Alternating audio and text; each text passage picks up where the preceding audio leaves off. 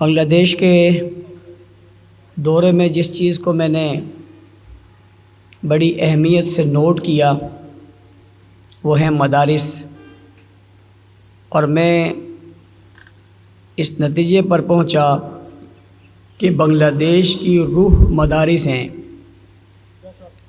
جس کی وجہ سے اس ملک پر اور وطن پر اللہ کی رحمت اگر ہے تو اس کی ایک وجہ بڑی وجوہات میں سے مدارس ہیں۔ اور یہاں کے مدارس جس طرح سے آباد ہیں اور جس طرح سے ان کا نظم و نسق ہے وہ بھی بڑا قابل فخر ہے۔ میں نے بڑے غور سے مدارس کا جائزہ لیا۔ طلباء کے اندر وہ چیزیں جو ہونی چاہیے بہرحال وہ یہاں زیادہ ہیں، باوجود کہ میں نے اپنے ملک میں طلباء میں کچھ چیزیں ایسی دیکھی ہیں جو طلباء کے شان نہیں، لیکن آپ کے یہاں الحمدللہ وہ کافی حد تک اب بھی موجود ہیں، جو ہمارے اکابر اور اسلاف کے طریقے ہیں اور جو ان کا سلسلہ تھا وہ آپ کے یہاں موجود ہے۔ اس میں جو سب سے بڑی بات ہے موبائل کا کم استعمال۔ میں نے طلباء میں ظاہری طور پہ موبائل کا استعمال کم پایا ہے، اگرچہ باطنی طور پہ ہو سکتے ہو بھی، لیکن ظاہری طور پہ کم ہے، اور یہ بہت بڑی خوبی ہے۔ اس کی جتنی تعریف کی جائے کم ہے۔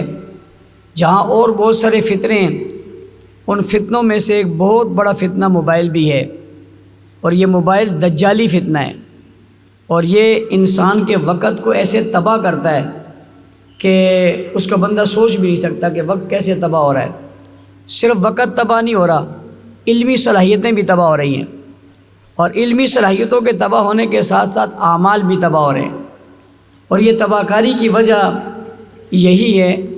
یہ میں نے دیکھ کر مجھے بڑی خوشی ہوئی، اور میں نے کہا میں اس کا اظہار کروں، جو بات اچھی لگے اس کا اظہار کرنا چاہیے۔ اس کے ساتھ اگلی بات یہ سمجھیے کہ اللہ تعالیٰ نے آپ پر، یعنی جو پڑھنے والے طلباء ہیں، ان پر اللہ نے خاص کرم کیا۔ آپ اللہ کے چنے ہوئے لوگ ہیں، اللہ کے پسند کردہ لوگ ہیں۔ آپ سے اللہ کو محبت ہوئی تو اللہ نے آپ کو اپنے دین کے لیے قبول کیا، اور دین کے لیے قبول کر کے آپ کو مدرسے کا قیام دے دیا۔ آپ کیا سمجھتے ہیں مدرسے کا قیام کیا ہے؟ یہ اللہ کی بہت بڑی نعمت ہے، اللہ کی بہت بڑی رحمت ہے، اللہ کی خوشنودی کا ذریعہ ہے، اللہ سے محبت کی علامت ہے، اللہ سے محبت کی دلیل ہے، اللہ کے پسند کرنے کی دلیل ہے، اللہ کی چاہت کی دلیل ہے کہ اللہ نے آپ کو مدرسے کی زندگی میں لایا۔ مدرسے کی زندگی میں کیا ہے؟ مدرسے کی زندگی میں برکت ہے، رحمت ہے، رانائی ہے، بھلائی ہے، خیر ہے، خوبی ہے۔ اس کے اندر اللہ کی رحمت کا نزول ہے۔ کیسے؟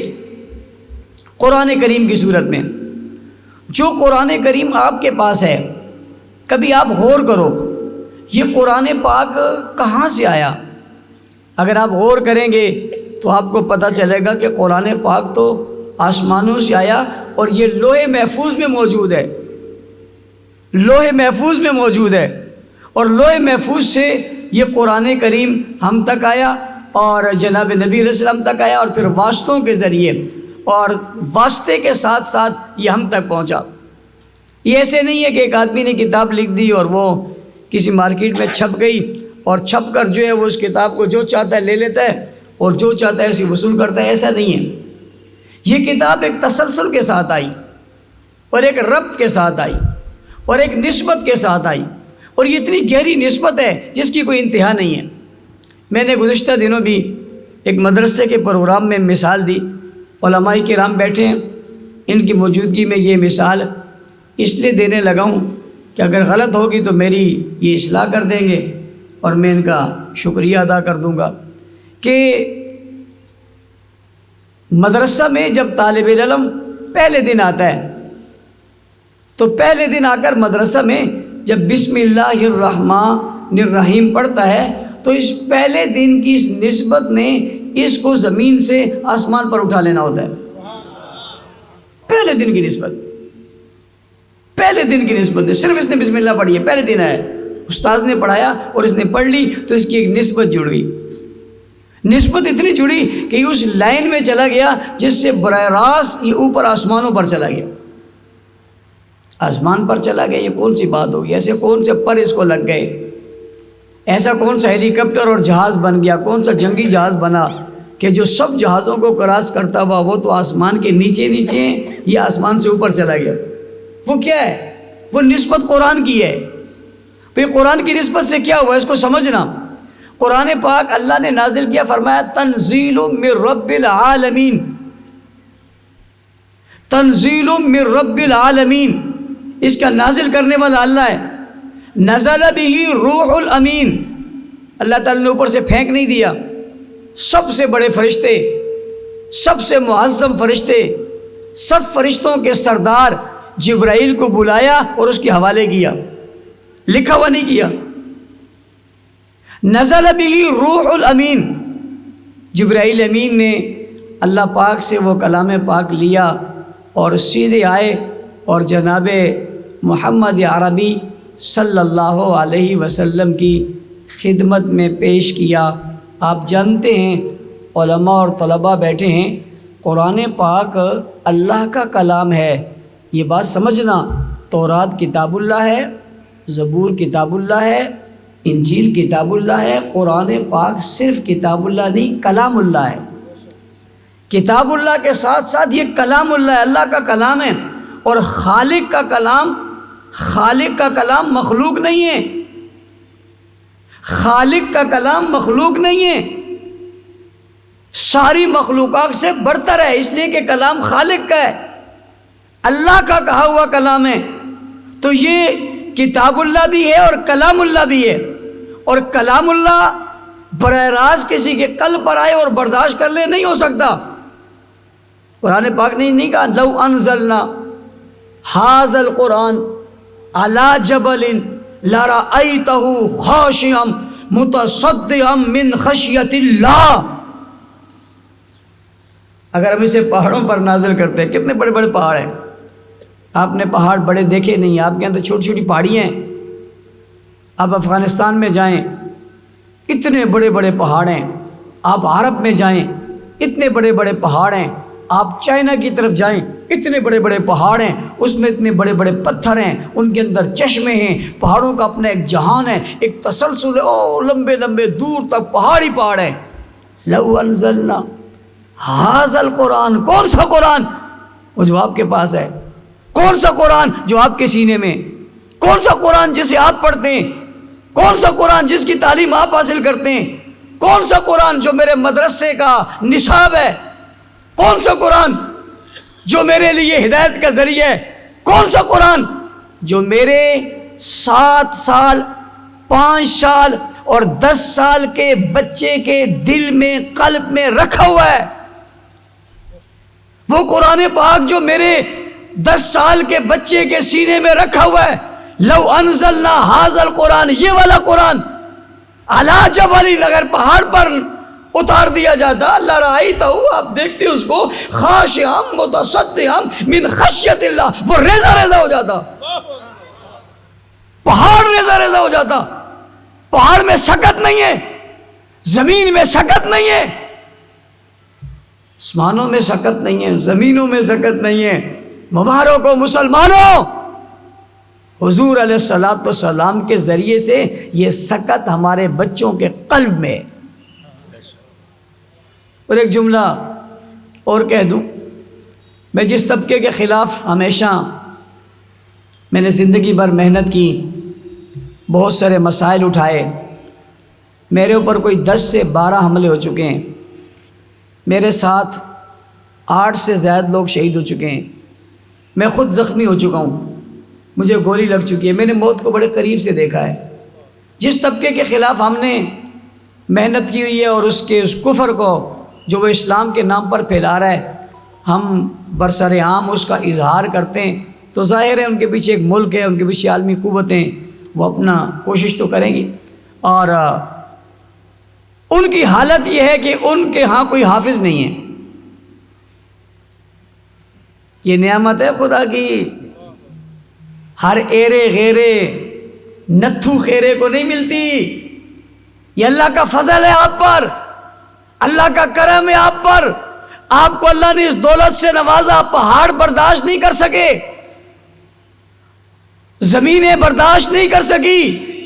جناب رسول اللہ صلی اللہ علیہ وسلم پر جب پہلی مرتبہ وحی آئی، بخاری شریف میں ہے، جب آپ غار میں تھے اور جبرائیل آ گئے اور آپ سے کہا اقرا، پڑھیے، حضور نے فرمایا وما انا بقارئ، وما انا بقارئ، میں تو پڑھا ہوا نہیں ہوں۔ اس نے پھر کہا اقرا، پڑھیے، ما انا بقارئ، پھر کہا اقرا، پڑھیے، فرمایا ما انا بقارئ۔ آپ نے کس سے پڑھا نہیں، آپ کسی درسگاہ میں گئے ہی نہیں، آپ نے کسی اور سے پڑھنا ہی نہیں تھا، آپ نے تو براہ راست اللہ سے پڑھنا تھا۔ نبی کسی کا شاگرد نہیں ہوتا، نبی کی اپنی شان ہوتی ہے، اور پھر امام الانبیاء ان کا اپنا مقام ہے۔ کل کوئی کہے جی میرا شاگرد تھا، یہ تو مجھ سے پڑھا تھا۔ اللہ نبی کو کسی سے پڑھواتے نہیں، اللہ علوم خود عطا فرماتے ہیں، اس لیے کہ نبوت کسبی چیز نہیں، نبوت وہبی چیز ہے، جسے اللہ چاہتا ہے اسے دیتا ہے، اللہ اپنی شان کے مطابق دیتا ہے، اللہ چن کر دیتا ہے، اللہ انتخاب کرتا ہے۔ تو جناب نبی کریم صلی اللہ علیہ وسلم نے کہا پڑھا ہوا نہیں، جبرائیل امین نے آپ کو لیا، اپنے سینے سے لگایا اور دبایا، اور پھر کہا اقرا بسم ربک الذی خلق، خلق الانسان من علق، اقرا وربک الاکرم الذی علم بالقلم، علم الانسان ما لم یعلم۔ قرآن کریم کی 5 آیاتیں جناب رسول اکرم صلی اللہ علیہ وسلم نے پڑھی ہے۔ آپ جب واپس آئے سیدہ خدیجہ الکبریٰ کے گھر میں تو کیا کہہ رہے ہیں، زملونی زملونی، بڑی گرمی میں سردی لگ رہی ہے، جسم پر کپ کپی آ رہی ہے، ہوا کیا ہے؟ یہ وہ قلب ہے جس قلب کو شک کر کے زمزم سے دھویا گیا، یہ وہ قلب ہے جس میں علم و حکمت کے ہیرے اور جواہرات رکھے گئے، یہ وہ قلب ہے جس کو مزین اور مطہر کیا گیا، یہ وہ قلب اطہر ہے جو کائنات میں سب سے زیادہ مقدس ہے، یہ وہ قلب اطہر ہے جو اس کائنات کا سب سے زیادہ پاکیزہ ہے، یہ وہ قلب اطہر ہے جو مکرم اور محترم اور محتشم ہے، یہ وہ قلب اطہر ہے جس میں کائنات کی ساری خوبیاں ہیں، یہ وہ قلب اطہر ہے جس کے اندر ساری کائنات کی بھلائیاں ہیں، یہ وہ قلب اطہر ہے جو اس کائنات میں سب سے مقدم اور مسلم ہے۔ اس کی حالت یہ کہ وہ کہاں پر ہے؟ علماء کرام اس کی حالت یہ ہے کہ وہ کہاں پر ہے؟ اس قلب کی۔ تو باقی قلوب کیا ہے؟ قرآن کریم کی کتنی اہمیت ہے، قرآن کریم کا کتنا جلال ہے، قرآن کریم کی کتنی عظمت ہے، اسی لیے کہ یہ مخلوق نہیں، خالق کا کلام ہے۔ اور جو خالق کا کلام ہو، خالق کے کلام کی اہمیت، ہیبت، بادشاہوں کا کلام بادشاہ ہوا کرتا ہے، بھئی بادشاہوں کا کلام بادشاہ ہوا کرتا ہے، بڑوں کا کلام بڑا ہوا کرتا ہے، تو رب کا کلام سب سے بڑا ہے، اس لیے کہ وہ بادشاہ نہیں، بادشاہوں کا بادشاہ ہے، وہ بادشاہوں کا بادشاہ ہے، اس کا کلام کلاموں کا بادشاہ ہے۔ جناب رسول اکرم صلی اللہ علیہ وسلم نے اس کلام پاک کو لیا، آ گئے اور کہا کمبل اوڑھو۔ حضرت خدیجہ پریشان ہو گئی، آپ کو کیا ہو گیا؟ آپ کو کیا ہو گیا؟ ہوا کیا ہے؟ کلام پاک اترا ہے۔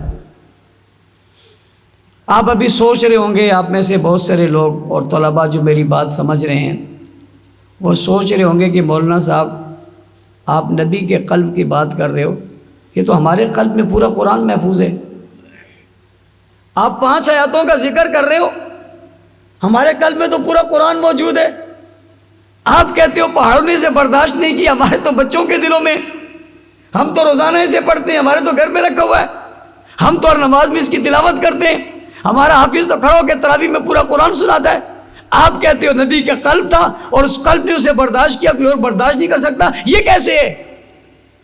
اس کی ایک مثال سے آپ کو سمجھاتا ہوں۔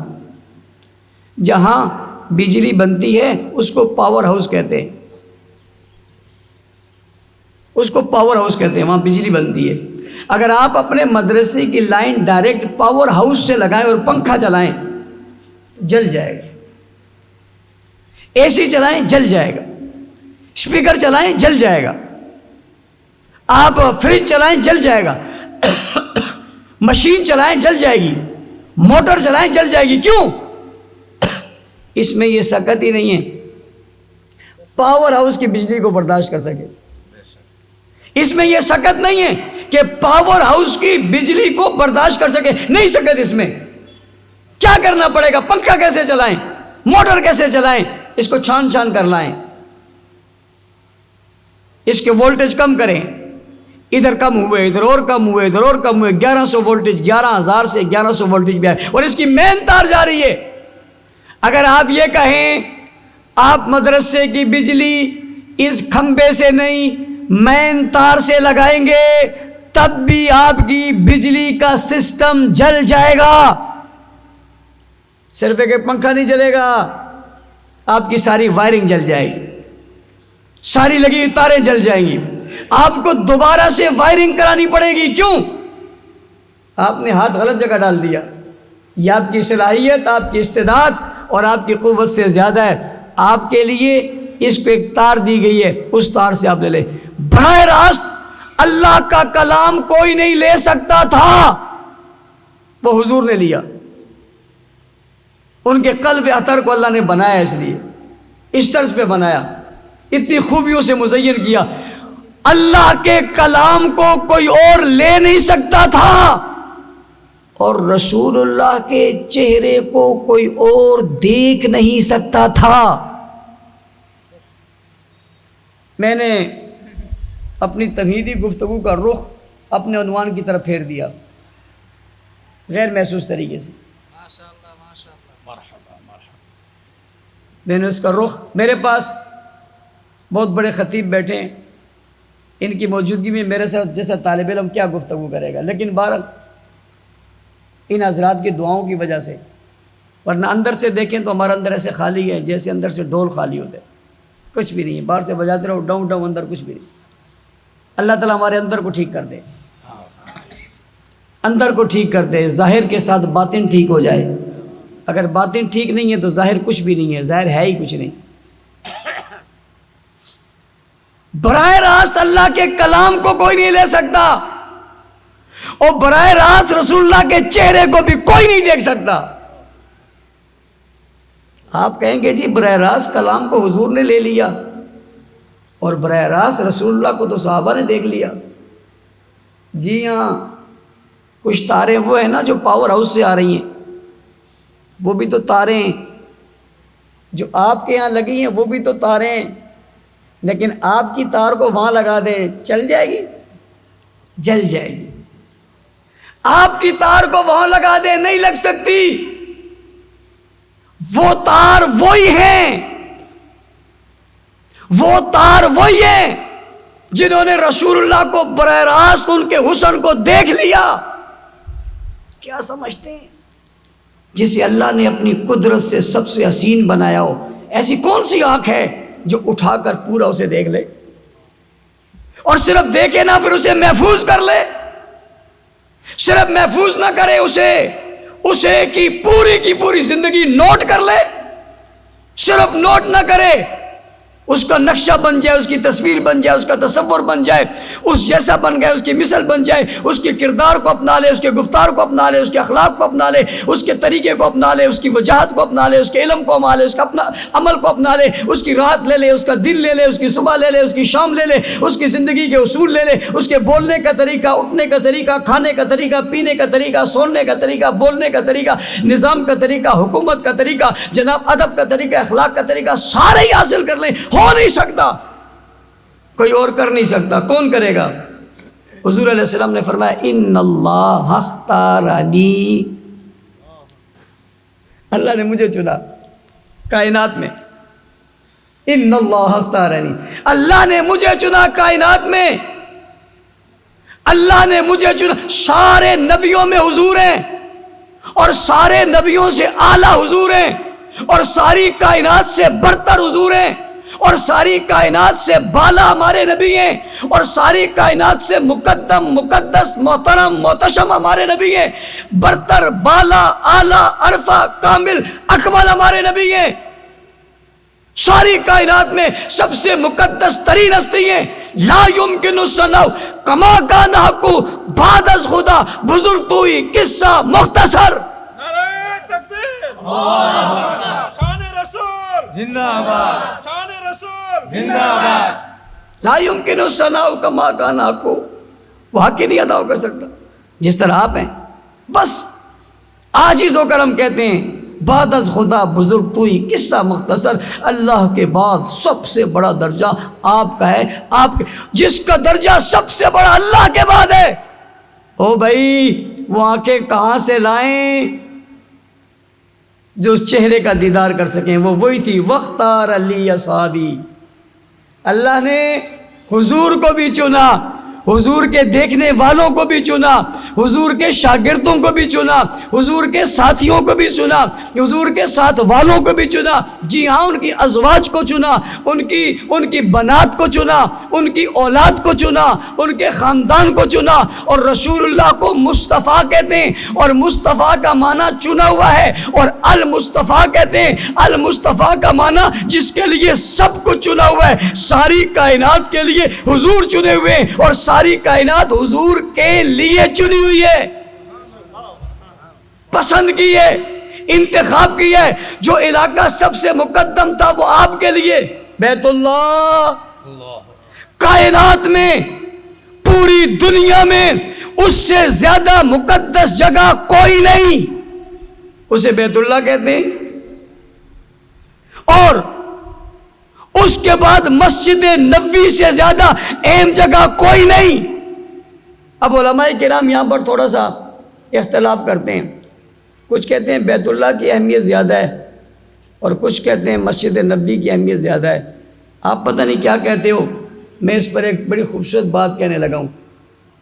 جنہوں نے کہا بیت اللہ کی اہمیت زیادہ ہے، اس میں تو شک کی کوئی نہیں ہے، اللہ کا گھر ہے، سب سے پہلے زمین پر یہ بنا ہے، زمین کی بنیاد یہاں سے ہے، زمین کی بنیاد بننے کے بعد یوں زمین پھیلی ہے، یہ دنیا کا وسط ہے، یہ ساری دنیا کا درمیان ہے، اس کے بعد زمین پھیلتے پھیلتے پھیلتے پورے عالم میں پھیلی ہے۔ اس کا مطلب ہی ہوا کہ زمین کی اصلیت مسجد ہے۔ جو لوگ مسجد کی مخالفت کرتے ہیں نا، یہ میرا گھر ہے، یہ میری زمین ہے، یہ تیری زمین ہے، میری زمین ہے، تیری زمین، میری زمین، کائنات کی زمین بنی ہے مسجد کے ساتھ۔ بیت اللہ مسجد حرام، وہاں سے زمین پھیلی، پھیلتے پھیلتے عالم میں پھیل گئی، تو پہلے کتنی مقدس ہے، شک کوئی نہیں ہے۔ حضور کی ولادت کا شہر ہے، شک کوئی نہیں ہے۔ ابراہیم علیہ السلام وہاں، شک کوئی نہیں ہے۔ اسماعیل کی قربانی وہاں، شک کوئی نہیں ہے۔ حجر اسود وہاں، شک کوئی نہیں ہے۔ جناب صفا مروہ کی پہاڑیاں وہاں، شک کوئی نہیں ہے۔ زمزم پانی وہاں سے نکلا، شک کوئی نہیں ہے۔ اور جناب اگر آپ چلیں مزدلفہ وہاں ہے اور مینا وہاں ہے، اس میں شک کوئی نہیں ہے۔ قابل احترام اور کائنات میں مقدس ترین جگہ ہے، اور وہاں اللہ ہے، وہاں اللہ ہے۔ لیکن اگر مدینے آؤ تو اللہ بھی ہے اور رسول اللہ بھی ہے، سبحان اللہ۔ اس میں تو کوئی شک نہیں ہے نا شیخ کہ اللہ والی جگہ بہت بلند ہے، لیکن جہاں اللہ بھی ہو اور رسول اللہ بھی ہو وہ کتنی بلند ہے۔ مدینہ کی محبت کو اپنے دل میں ایسے بسا لو، جدھر سے گزرو نظر میں مدینہ رہے۔ کیا سمجھتے ہو گنبد خضرا کو؟ کیا سمجھتے ہو گنبد خضرا کو؟ یہ گنبد خضرا کا نور پورے عالم میں پھیلا ہوا ہے۔ آنکھیں وہ چاہیے، باطنی نگاہ کھولنی ہے، باطنی نگاہ کھول کر ذرا دیکھیں نا ادھر گنبد خضرا کی طرف، پھر آپ کو نور پھیلا ہوا نظر آئے گا۔ اور ایک بات اور بھی آپ کو کہوں، یہ جو بیت اللہ ہے، بات ادھر نکل پڑی، میں اگلی طرف آتا ہوں۔ یہ جو بیت اللہ ہے، ان اول بیت وضع للناس للذی ببکۃ مبارکا ھدی للعالمین، یہ مکہ میں نہیں ہے، ھدی للعالمین، اللہ رب العالمین، رسول رحمت للعالمین، مکہ ھدی للعالمین، قرآن بھی ھدی للعالمین۔ 3 حیثیت ہے، ہدی للمتقین، ہدی للناس، ہدی للعالمین۔ ایک بات علماء کے لیے اور طلباء کے لیے، پتہ نہیں مجھے کرنی چاہیے نہیں کرنی چاہیے، مجھے اس کے بعد کیا بھگتنا پڑے گا وہ اپنی جگہ ہے، لیکن آ گئی ہے تو کر دیتا ہوں، اب آئی بات کو کیا روکیں۔ جب بیت اللہ میں بندہ داخل ہو نا اور طواف کرنے لگے تو ایک نور ہے، اس کو کہتے ہیں حقیقت کعبہ۔ بزرگوں کے اور صوفیوں کے سمجھنے کی بڑی بات، یہ تصوف کی دنیا میں ایک مرحلہ ہے، اس مرحلے کو کہتے ہیں حقیقت کعبہ، کسی کو کہتے ہیں حقیقت نماز، حقیقت قرآن، حقیقت کعبہ، حقیقت احمدی، حقیقت محمدی۔ یہ مستقل ایک مراحل ہیں جن کو ہمارے بزرگ اور اسلاف اور اللہ کے اولیاء نے طے کرتے ہیں اور طے کر کے کسی منزل پر پہنچتے ہیں۔ اس میں سے ایک ہے حقیقت کعبہ۔ جب آپ اندر داخل ہوئے تو پھر حقیقت کعبہ کیا ہے؟ کعبہ کا ایک نور ہے۔ جب آپ اس حقیقت کے زمانے میں جائیں گے اور کعبہ کے نور کی طرف رخ کریں گے تو پھر کعبہ کی دیوار نہیں ہے، پھر کعبہ کی دیوار نہیں ہے، نور ہے۔ پھر مطاف کی جگہ نہیں ہے، نور ہے۔ پھر پورے حرم کی جگہ نہیں ہے، نور ہے۔ اب سمجھنا، یہ بیت اللہ نور ہے، اس کے مطاف میں نور ہے، اس کے ارد گرد نور ہے، پھر پورا مکہ نور ہے، پھر بیت اللہ ہدی للعالمین، سارے عالم پر اس بیت اللہ کا نور ہے۔ قدر اس کی بہت ہے، لیکن ایک جملہ بڑا سب کے سمجھنے کے لیے کافی ہے کہ یہ سب نور ہے، کوئی انکار نہیں ہے، لیکن مدینہ میں حضور ہیں۔ عشق مصطفیٰ سمجھنا ہو تو دیوبند کو سمجھو۔ آپ اپنے دیوبند کے اکابر کے پڑھو، ان میں وصف کتنے، تو مدینے سے کوئی چیز آ جائے تو کہنے والے نے کہا حضرت یہ تو مدینے میں بنی نہیں ہے۔ انہوں نے کہا مجھے بھی پتہ ہے مدینے میں نہیں بنی ہے، لیکن اتنا تو جانتا ہوں اس کو مدینے کی ہوا تو لگی ہے نا۔